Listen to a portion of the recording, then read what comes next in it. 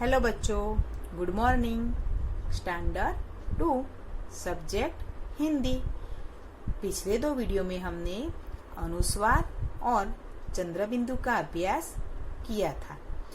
आज के वीडियो में हम विसर्ग का अभ्यास करेंगे। तो पेज नंबर 53 निकालिए। देखिए क्या दिया है, विसर्ग। तो स्वर में अ से लेकर औ तक के स्वर कहलाते हैं और अन और अह तो अन्न है, उसका हम हिंदी भाषा में क्या बोलते हैं, अनुस्वार के रूप में प्रयोग करते हैं। और अह का प्रयोग विसर्ग के रूप में करते हैं। वो दोनों स्वर नहीं है। तो यहाँ देखिए, तो विसर्ग अह के पीछे हम ऐसे 2 बिंदु लगाकर लिखते हैं ना, तो ये जो 2 बिंदु है वो विसर्ग कहलाते हैं। ये विसर्ग का चिन्ह है। देखा आपने।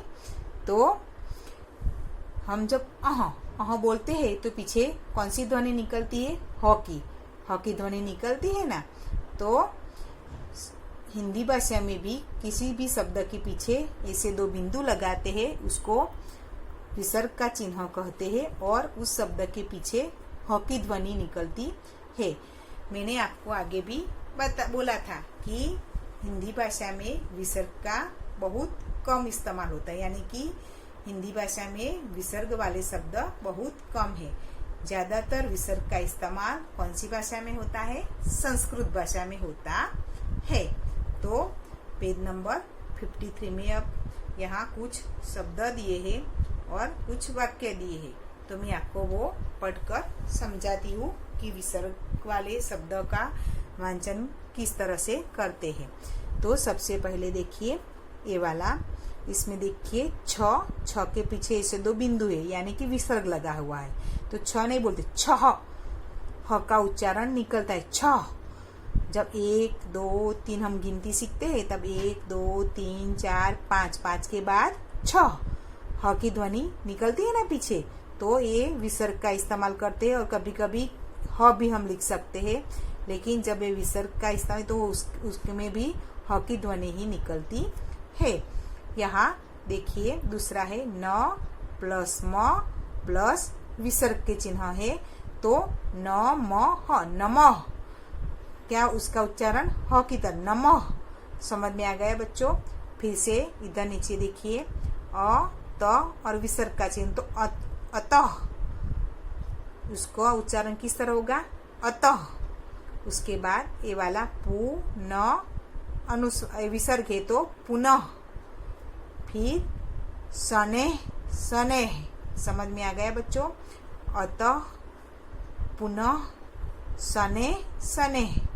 समझ में आ गया। नीचे इधर कुछ वाक्य दिए हैं, वो हम पढ़ेंगे। अनवर 6 बजे विद्यालय जाता है। वह अपना पाठ पुनः पुनः याद करता है। रोहित अपने माता पिता को रोज नमः करता है और पैर छूता है। समझ में आ गया। एक बार फिर से, अनवर 6 बजे विद्यालय जाता है। वह अपना पाठ पुनः पुनः याद करता है। रोहित अपने माता पिता को रोज नमः करता है और पैर छूता है। तो आपने देखा, इधर ह के वास्तविक रूप में ह व्यंजन नहीं लिखा हुआ होता, लेकिन जब विसर्ग का चिन्ह लगा हुआ हो तो उस शब्द के पीछे ह की ध्वनि निकलती है। ज्यादातर ये शब्द संस्कृत भाषा के है, तो हिंदी में ऐसे विसर्ग का प्रयोग बहुत कम होता है। तो ये सभी शब्द भी नमः, फिर सने सने, पुनः, ये सभी शब्द संस्कृत भाषा से हिंदी भाषा में आए हुए हैं। तो विसर्ग का प्रयोग ज्यादातर संस्कृत भाषा में ही होता है।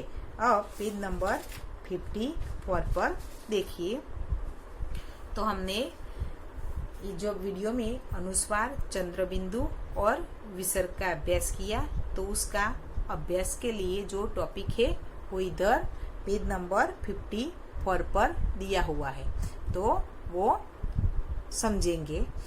तो टॉपिक है अभ्यास के लिए। उसमें प्रश्न नंबर 1, पढ़िए और अंतर समझिए। तो आपको इधर कुछ शब्द दिए हैं, उसमें कुछ आगे वाले शब्द है, उसमें उस शब्दों पर कौन सा चिन्ह लगा है, अनुस्वार का, और जो पीछे वाला जो शब्द है उसमें किस चिन्ह का प्रयोग हुआ है, चंद्र बिंदु का। तो उसके उच्चारण में क्या अंतर होता है वो हमें समझना है। ए अ है, अ के ऊपर अनुस्वार है और द है, तो उसका उच्चारण होगा अंध। क्या होगा, अंध। तो आपने देखा इसमें ध्वनि कहाँ से निकली, सिर्फ नाक से निकलती है। लेकिन जब चंद्र बिंदु का हम प्रयोग करते हैं और उसका शब्द का वांचन करते हैं, तो उसका उच्चारण मुंह और नाक के द्वारा, दोनों के द्वारा होगा। आंधी, आंधी, समझ में आ गया। आ के ऊपर चंद्र बिंदु है तो आंधी। उसी प्रकार से देखिए, संग, स्वांग, पंच, पांच, चंद, चांद। फिर से हंस, हंसना। ये हंस, हंस पक्षी है, और हंसना यानी हंसना, लाभ कहते हैं ना वो। उसके बाद है अंत, आंत, तंग, तांगा, मंद, मांद। देखा आपने, अनुस्वार और विसर्ग चंद्र बिंदु लगने से दोनों के उच्चारण में काफी अंतर है। तो आप जब उसका उच्चारण बार बार करेंगे तभी आपको ये समझ में आएगा। अंक, आंकन, अंग, आंगन, अंचल, आंचल, अंगूर, अंगूठी। समझ में आ गया बच्चों? आपको भी इसी ये शब्द है उसका उच्चारण बार बार करना है, तो आपको इन दोनों के उच्चारण में क्या अंतर है वो धीरे धीरे समझ में आएगा। अब प्रश्न नंबर 2। प्रश्न नंबर 2 में है चंद्र बिंदु तथा विसर्ग वाले शब्दों पर घेरा लगाइए।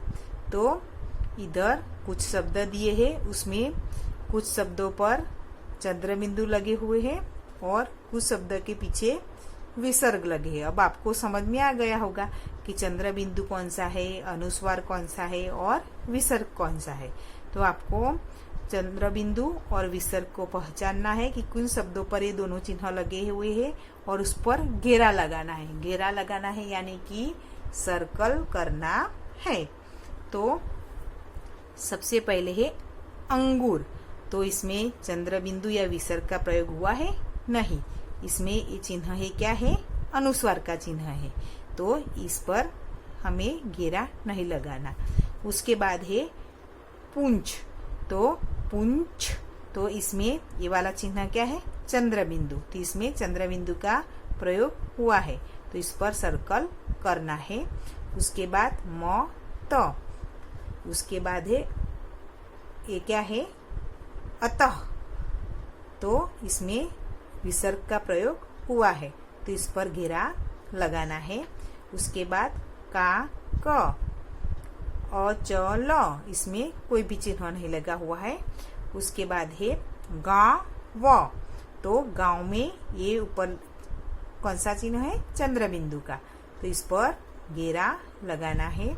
उसके बाद छ, यानी ये दो है, ये किसके चिन्ह है, विसर्ग के, ये विसर्ग लगा हुआ है, तो इस पर घेरा लगाना है। उसके बाद है नमः। इसमें भी विसर्ग का चिन्ह लगा है, तो इस पर भी घेरा लगाना है। उसके बाद नमन। फिर चांद। तो चांद में भी चंद्र बिंदु का चिन्ह लगा हुआ है, तो इस पर भी घेरा लगाना है। और आंख। तो समझ, इसमें भी चंद्र बिंदु का चिन्ह लगा है, तो इस पर भी घेरा लगाना है। तो समझ में आ गया कौन कौन से शब्द पर घेरा लगाना है, पूंछ, अतः, गांव, छ, नमः, चांद और आंख, इन शब्दों पर आपको घेरा लगाना है। अब हम अगले वीडियो में आगे के प्रश्नों के बारे में समझेंगे। गुड बाय बच्चों।